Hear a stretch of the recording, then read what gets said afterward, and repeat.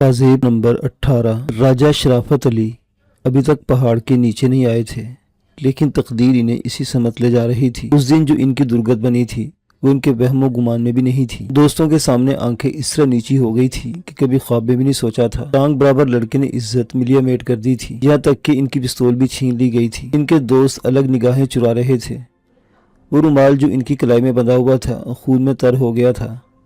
खून था कि मुसलसल टपके जा रहा था। सबसे पहले जरूरत थी कि किसी अस्पताल पहुंचकर मरहम पट्टी कराई जाए। बहरहाल कलाई के जख्म को बमुश्किल टांगे लगाकर सिया गया। डॉक्टरों को मुआवजा अदा करने के बाद वो सब घर की जानिब चल पड़े थे। राजा साहब का चेहरा तकलीफ से ज्यादा गुस्से में डूबा हुआ था। घर पहुंचकर उन्होंने कहा, चाय बनवाओ। दूसरे दोस्त करीब बैठ के, कलाई में ज्यादा तकलीफ तो नहीं है? नवाबुद्दीन ने सवाल किया। कलाई में तो तकलीफ नहीं है, अलबत्ता दिल में है। मैं एक बात कहना चाहता हूँ राजा साहिब, रहमत खान ने कहा।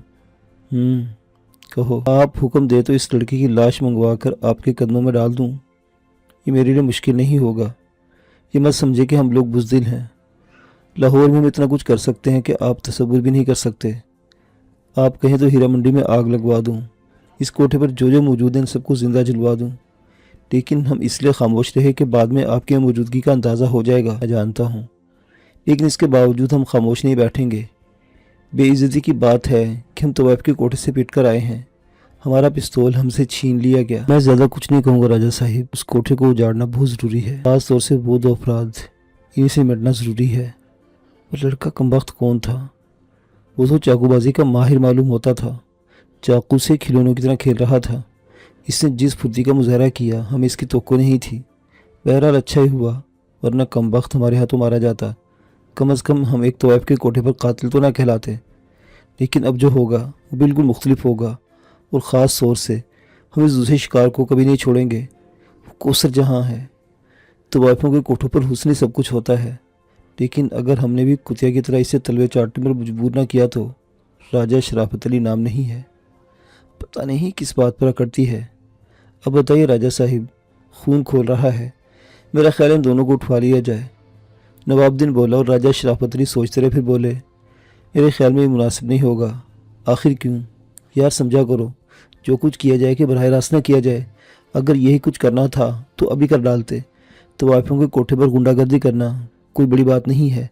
ऐसा तो चार पैसे लेकर लुच्चे लफंगे भी कर लेते हैं। कोई ऐसा काम किया जाए जिससे लुत्फ आ जाए। आप ये समझ लीजिए कि हमारी जान आपके लिए हाजिर है। इसके अलावा आपको दूसरे बंदे भी मिल सकते हैं। पहले ये बताओ कि पता चलाओ कि वो लड़का कौन है और किसके बल पर अकड़ता है। बहरहाल अब खामोश तो नहीं बैठ सकते, सवाल ही पैदा नहीं होता। कोई मनसूबाबंदी करना पड़ेगी। मनसूबा क्या हो? मसलन ये कि कोई खूबसूरत सी कोठी किराए पर हासिल करो। कुछ दिन वहाँ रुकने के बाद कोसर जहाँ को मुजरे के लिए तलब किया जाए, कुछ नए लोगों के जरिए। फिर जब वो मुजरा करने आए तो सारा खेल वहीं ख़त्म कर दिया जाए। अरे वाह वाह, कसम अल्लाह की, क्या दिमाग पाया आपने राजा साहिब। बिल्कुल अजनबी नाम से कोठे किराए पर लेते हैं और वहाँ खूब शान शौकत का मुजाहरा करेंगे। रुपए पैसे को तो तुम जानते हो, अल्लाह के फजल से कोई मसला ही नहीं। बस एक बार वो लोग हमारे घर पहुँच जाए, इसके बाद जो होगा देखा जाएगा। सूबा तो बहुत अच्छा है, लेकिन ज़रा लंबा है। फिक्र मत करो, हम अपना काम आसानी से कर लेंगे। उस वक्त तक कलाई का ज़ख्म भी ठीक हो जाएगा। बहरहाल ये मनसूबा बनता रहा और फिर तरीक़ाकार मुंतखब कर लिया गया कि किस तरह कोठी ली जाए और सारे मामलात मुकम्मल किए जाए। बहुत देर तक ये तमाम गर्दनें दो से हिला हिलाकर मनसूबाबंदियाँ करते रहे। दिन के पीछे रात और रात के पीछे दिन भागते रहे।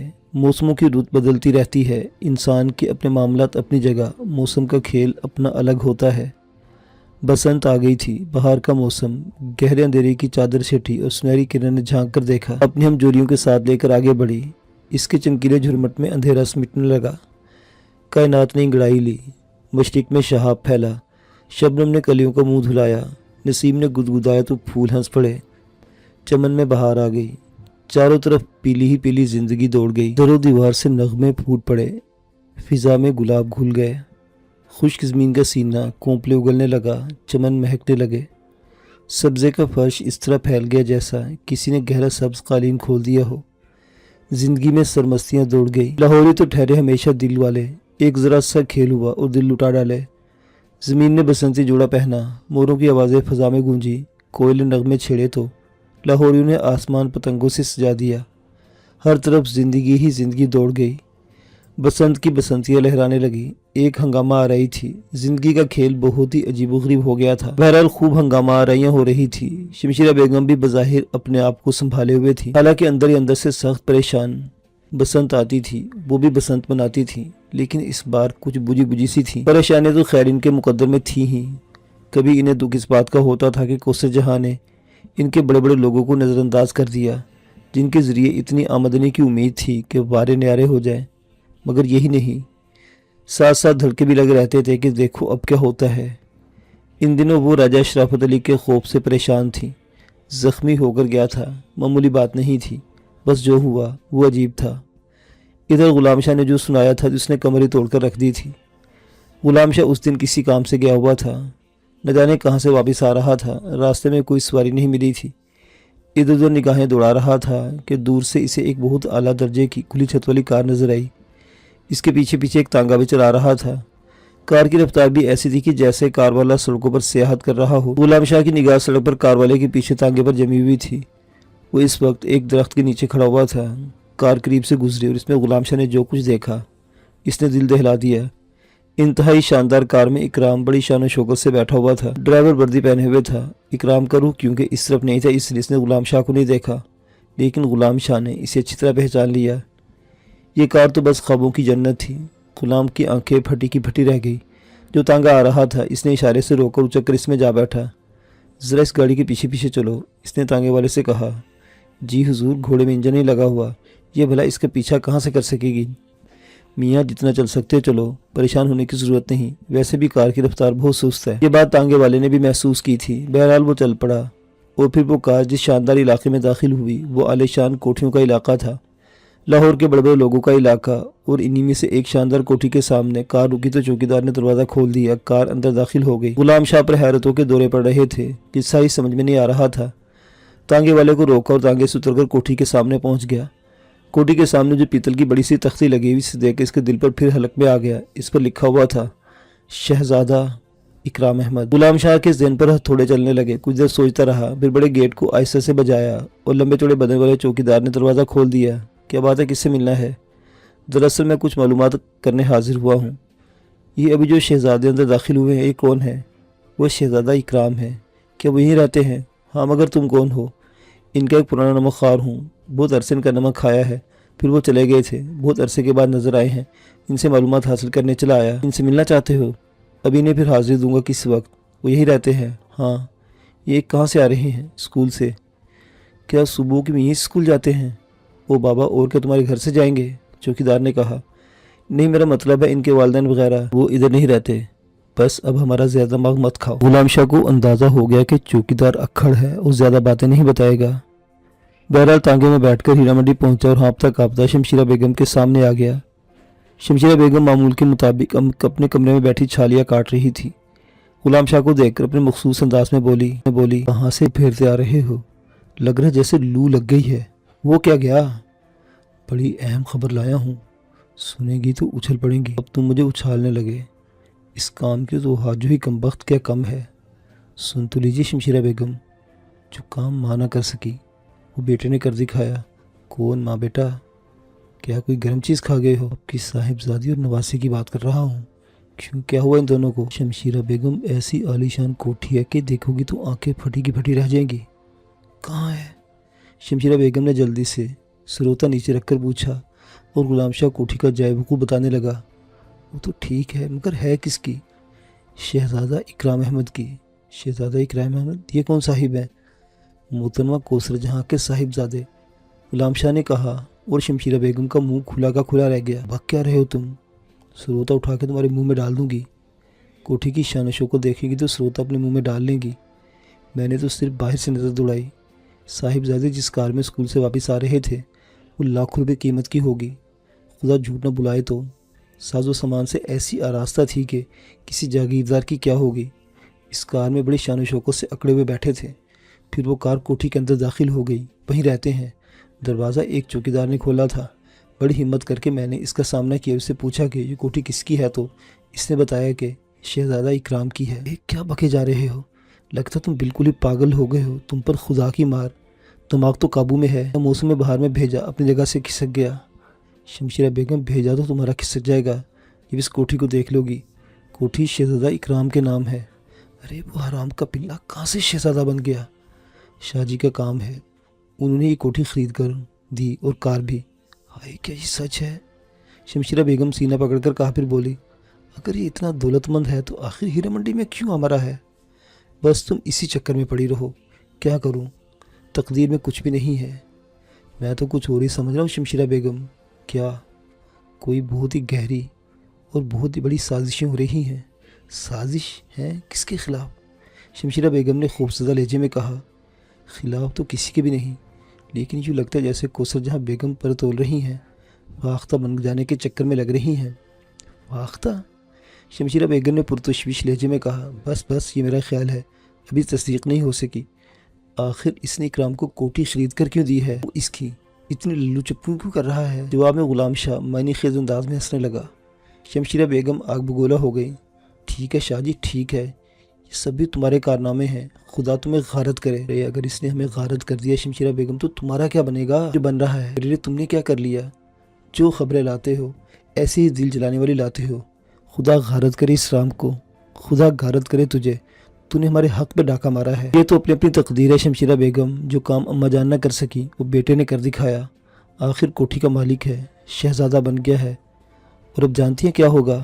اب یہ ہوگا کہ کچھ عرصے کے بعد ہی شہزادہ صاحب مادر ملکہ بھی کوٹھی میں طلب کر لیں گے، ماں بیٹے عیش کریں گے، اور غلام شاہ طبلہ ٹھونکتا رہے گا، حاجو میاں سارنگی بجاتے رہیں گے، اور شمشیرہ بیگم ان دو بندریوں کو نچاتا رہیں گی۔ غلام شاہ کا اشارہ غزالہ اور شبانہ کی طرف تھا۔ کوئی اور موقع تو شاید شمشیرہ بیگم مار مار کر اس کا منہ لال کر دیتی، لیکن اس وقت دل پر چوٹ لگی تھی، آنکھیں آنسوں سے بھر گئیں اور وہ سسکیاں لینے لگی۔ شمشیرہ بیگم، آپ جیسی آہنی عورت کی آنکھوں میں تو ہمیشہ ہم نے بجلیاں کونتی دیکھی ہیں، چنگاریاں اڑتی دیکھی ہیں، اور آج ان آنکھوں میں بے بسی کے یہ آنسو؟ نہیں شمشیرہ بیگم، انہیں تو شلوئی سے سجا رہنے دیجیے۔ دل مت دکھاؤ غلام شاہ، زندگی میں جو کچھ کیا اس کا کوئی صلہ نہیں ملا مجھے۔ مصیبت تو یہ کہ دل کی بات زبان پر لائیں تو خطرہ ہوتا ہے کہ زبان کاٹ لی جائے گی، غلام شاہ نے کہا، اور ان کے الفاظ پر شمشیرہ بیگم چونک کر دیکھ کر بولی، مطلب یہ کہ اگر کچھ کہیں گے تو تمہاری ناراضگی کا خطرہ رہے گا؟ ہاں، میں تو جیسے توپ سے باندھ کر اڑا دوں گی، توپ سے اڑا دوں اتنا دکھ نہ ہو جتنا تمہاری باتوں سے ہوتا ہے۔ تو بابا میں نے کیا بگاڑ لیا تمہارا؟ ان ساری باتوں سے تو زندگی نہیں گزر جاتی۔ لو اپنی لے کے بیٹھ کے، آخر کہنا کیا چاہتے ہو؟ ہم اگر جان کی بازی لگا دیں تمہارے لیے تو صلہ کیا ملے گا؟ وہی لگا بندہ جو ہمیشہ ملتا ہے، اور ہمارے بارے میں تم اچھی طرح جانتی ہو کہ تن کو ہے تو پیٹ کو نہیں، پیٹ کو ہے تو تن کو نہیں۔ کہیں سے دولت کے انبار مل جائیں تو تمہاری ملکیت اور جوتے، گالیاں پھٹکار پڑنے تو غلام شاہ کی تقدیر۔ بس آدمی سوچ سمجھ کر کچھ کرتا ہے۔ شمشیرہ بیگم اب اتنی معصوم بھی نہیں تھی کہ غلام شاہ کی بات نہ سمجھ پاتی۔ بہت دیر تک خاموش نے، پھر بولی، اچھا یہ بتاؤ تم کیا کر سکتے ہو اس سلسلے میں، اور کیا چاہتے ہو؟ یہ بھی کھل کر مجھے بتاؤ۔ یہ بھی وعدہ کر لیں کہ جو آپ کہیں گی کہیں کسی ٹھنڈے دل سے سنے گی۔ ٹھیک ہے، وعدہ کرتی ہوں۔ رب نواز شاہ پر ہم اپنا ہر بار آزما چکے اور ناکام رہے ہیں، اس کی دشمنی میں کچھ نہیں دے سکی، کیوں نہ اس سے دوستی کی جائے؟ دوستی؟ شمشیرہ بیگم پہلو بدل کر بولی، ہاں دوستی۔ اس کا مطلب ہے کہ تمہارا دماغ بھی ختم ہو ہی گیا ہے۔ ارے اس کمینے سے دوستی ہو سکتی ہے؟ شمشیرہ بیگم، دشمنی نے جو کچھ تمہیں دیا ہے وہ تمہارے سامنے ہے۔ خدا کی بندی یہ کیوں نہیں سوچتی کہ ہر طرح سے وہ مکمل ہے؟ جب وہ اپنے منظور نظر کو اتنا اعلیٰ درجے کی کوٹھی خرید کر دے سکتا ہے تو تمہیں کیا نہیں دے سکتا؟ آج تک تم نے اس دشمنی پر کیا کمر باندھے رکھی؟ بھلا دشمن بن کر بھی کوئی کسی کچھ لے سکتا ہے؟ بتاؤ، جواب دو۔ شمشیرہ بیگم کے دماغ پر بات کھٹ سے لگی تھی، تھوڑی دیر خاموش رہی، پھر بولی، ہم اس کے ساتھ جو کچھ کر چکے ہیں اس کے بعد ہم سے دوستی کرے گا؟ دوستی تو کرنی ہی پڑے گی، مگر کیسے؟ یہی تو سوچ رہا ہوں۔ تمہاری یہ غزالہ اور شبانہ جو ہے نا، یہ تو کسی کام کی ہے ہی نہیں، ابھی تک بچیاں بنی ہوئی ہیں، حالانکہ خوبصورتی میں کم نہیں ہے، لیکن تم بتاؤ کہ آج تک انہوں نے کسی کو اپنی نظروں کا نشانہ بنایا؟ غلام شاہ، تم نے میرے منہ کی بات چھین لی، میں خود بھی یہی کچھ سوچ رہی ہوں، حالانکہ کوثر جہاں بھی میری ہی ہے۔ آخر اس میں کیا بات ہے کہ چاروں طرف سے اسی کی کہانیاں کہی جاتی ہیں؟ میں خود بھی سوچتی ہوں کہ آخر یہ دونوں لڑکے اتنی ناکارہ کیوں ہیں؟ وجہ ہے، اس میں کوئی شک نہیں کہ کوثر جہاں دو بچوں کی ماں بن چکی ہے، لیکن اس کے بارے میں یہ بات بڑی بے تکلفی سے کہی جا سکتی ہے کہ اس کا حسن جہاں سوز ہے، ایک ایسا سلگتا سا گداز ہے کہ انسان کی نگاہ اس پر آ کر ٹھہرتی ہے، اور تم ہو کہ ہر ایک کے سامنے कोसर जहाँ को लाती हो। शबाना और गजाला को बना सवार कर वही तबीयत दो जो तुमने कोसर जहाँ को दी है। एक एक करके तमाशबीनों के सामने पेश करो ताकि किसी की इनका इन पर ठहरे। एक कोसर जहाँ ही है जिसने तुम्हारे कोठे को संभाल रखा है, और कोसर जहाँ जो सलूक तुम्हारे साथ कर रही है, इससे साफ जाहिर होता है कि इसे अपनी अहमियत का एहसास हो चुका है। माफ़ करना शमशीरा बेगम, गलती तुम्हारी भी है। तुमने गजाला और शबाना के साथ सुतली कमासा का सलूक कर रखा है। गुलाम शाह खामोश हुआ तो शमशीरा बेगम की आंखों में एक बार फिर आंसू आ गए। कहे तो तुम ठीक हो गुलाम शाह, मगर कसम ले लो मुझसे कि मेरे दिल में तीनों बेटियों के दरमियान कोई फ़र्क हो। बस चूँकि वो बड़ी है इसलिए जिम्मेदारी इसी को सौंपी थी, और सोचती थी कि रफ्ता रफ्ता इन लड़कों को भी सामने लाऊंगी। बड़ी बहन से बहुत कुछ सीख सकेंगी, इसके बाद अपना रास्ता तलाश करेंगी। एक तरह से तुम्हारा कहना भी ठीक ही है, मैंने इन्हें काफ़ी पीछे छोड़ दिया है, हालांकि इनके सामने भी इनका मुस्तकबिल पड़ा है। मगर अब मुझे बताओ मैं क्या करूं? फ़िलहाल इस मसले को ज़्यादा दूर रहने दो, ये बात हम बाद में तय कर लेंगे।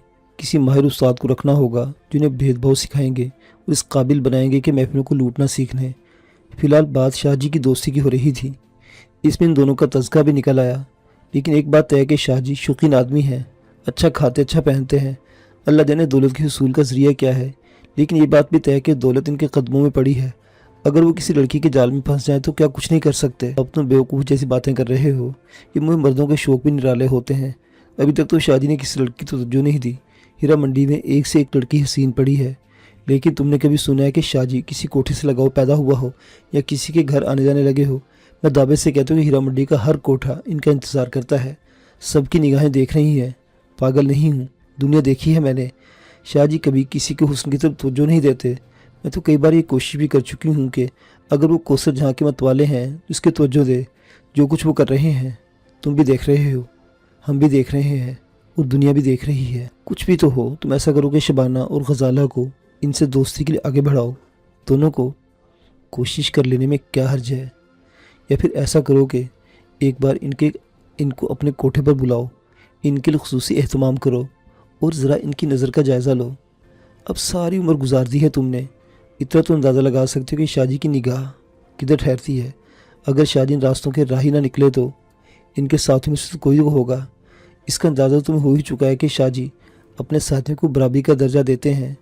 पाँचों एक जान दो कालिब रहते हैं, बल्कि एक जान पाँच कालिब। कभी देखा कोई दूसरे से अलग रास्ते पर निकल जाए? शमशीरा बेगम, दुश्मन अगर ताकतवर हो तो इसे ताकत से नहीं अकल से मारा जाता है। मैं तो ये कहता हूँ कि इन लोगों से दोस्ती बढ़ाओ। अगर एक लड़की भी कामयाब होगी तो समझ लो वारे न्यारे हो जाएंगे। इनके साथियों में से किसी को किसी लड़की कहते चल जाने दिया जाए तो इनमें आपस में फूट दिलवाई जा सकती है। और बस यूँ समझ लो कि फूट क्या चीज़ होती है। वो जो पहली कही जाती है ना फूट के बारे में, कि खेत में हो तो हर कोई खाए और घर में हो तो वो सबको खा जाए। शमशीरा बेगम तवज्जो से गुलाम शाह को देखती फिर बोली, ये बात तो पहले से ज़्यादा वज़नदार है। अगर खुद शाह जी हमारे जाल में ना फंसे तो इनके साथी आ गए तो वो सब कुछ हो सकता है जो हम कर नहीं पाए। और अब भी गुलाम शाह को 2 कौड़ी का करार दूंगी। नहीं खैर, 2 कौड़ी का तो कभी नहीं कहा। शमशीरा बेगम मुस्कुराकर बोली, तब फिर निकालिए 5,000 रुपये। हैं? शमशीरा बेगम का मुँह हैरत से खुल गया। वादा कर चुकी हैं, और जो कुछ कह रहा हूँ मजाक नहीं। 5,000 रुपये की अशद ज़रूरत है, और सारे के सारे मेरी ज़ात पर ख़र्च नहीं होंगे, बल्कि इस खेल को बढ़ाने के लिए और भी बहुत से काम करूँगा। इनके लिए भी पैसों की ज़रूरत है, चुनाचे लाइए 5,000 रुपये। शमशीरा बेगम आग बगोला हो गई। जूती उठाऊंगी और 50 मारूंगी तुम्हारी खोपड़ी में। हाय तोबा, गौर तो करो। 5,000 रुपये, डाका डाल लो, लूटमार शुरू कर दो, गर्दनों पर खंजर फेर दो हमारे, और जो कुछ है ले जाओ उठाकर। गुलाम शाह गुस्से में खड़ा होकर गुर्रा कर बोला, इसीलिए तो कभी कोई कदम उठाने की ज़रूरत पेश नहीं आई हमें। मैं तो पहले ही कह चुका था, हम तुम्हारे सामने लाखों के अंबार लगा दें, खुद हाथ फैलाएंगे तो जूती ही रखोगी हाथ पर। वाह, पागल समझ रखा है। हमारी जूती को गर्ज पड़ी है, हमें क्या ज़रूरत पड़ी है? तुम्हारा मसला खुद निपटो, हमारा क्या है? कहीं भी बैठकर तबला ठोक लेंगे। पैसे की बात की तो आंखें टेढ़ी कर ली। हमेशा से तुम्हारा रवैया यही रहा है। गुलाम शाह उठकर दरवाजे की तरफ चला तो शमशीरा बेगम ने लपक कर इसका दामन पकड़ लिया, आंखों में मोहब्बत के आसार पैदा किए, होंठों पर लगावट भरी मुस्कुराहट और तीरंदाजी करते हुए बोली, गुलाम शाह सारी बातें भूल गए, सब कुछ भूल गए। कभी तो तुम्हारे चेहरे पर मोहब्बत के अलावा और की चीज़ नज़र नहीं आती थी। दम भरते थे शमशीरा बेगम का, और अब 4 पैसों के लिए ऐसी बेरुखी इख्तियार कर ली। बस तुम्हारी ही सोहबत में रहे हैं, बहुत कुछ सीख लिया है। یہ لگاوٹ بھری مسکراہٹ اور آنکھوں سے تیروں کی بارش کس موقع پر ہوتی ہے یہ مجھ سے زیادہ اور کون جان سکتا ہے، مگر اس وقت تم ان تمام چیزوں کو رہنے دو شمشیرہ بیگم، رقم کی بات کرو، رقم کی۔ شمشیرہ بیگم کے چہرے پر پھر تاریکی پھیل گئی، ہونٹ سکویر کر بولی، کچھ کم میں کام نہیں چل سکتا؟ بالکل نہیں چل سکتا، ساری زندگی میں پہلی بار تمہارے آگے ہاتھ پھیلایا ہے، وہ خرچہ بھی تو ہوگا، یہ ذمہ داری تو ہمیں دے دو، تم تو اس سلسلے میں کوئی قدم آگے نہیں بڑھا سکتی ہو، اور کام نہیں بنا تو اللہ کی مرضی، ہم کیا کر سکتے ہیں؟ جھاڑو پھرے تمہارے منہ پر، 5,000 سیدھے سیدھے ہضم کر جاؤ گے؟